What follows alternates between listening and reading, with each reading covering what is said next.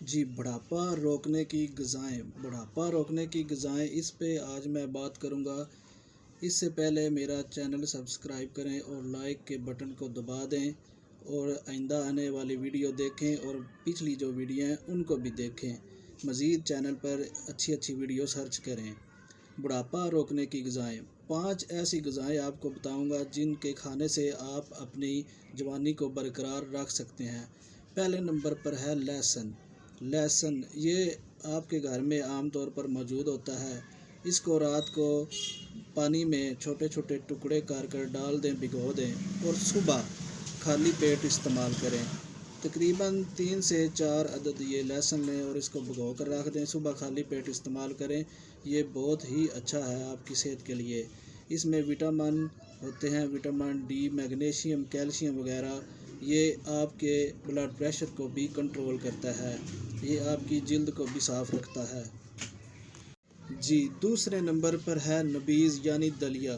یہ آپ مختلف طریقوں سے بنا سکتے ہیں۔ اس میں کھجوریں استعمال کر سکتے ہیں، کاجو، بادام، یہ چیزیں استعمال کر سکتے ہیں۔ ان میں آئرن ہوتا ہے، میگنیشیم ہوتی ہے، کیلشیم ہوتا ہے۔ یہ استعمال کرنے سے آپ کو یا صبح خالی پیٹ استعمال کر لیں یا رات کو استعمال کر لیں، اس سے بہت فائدہ حاصل ہوگا۔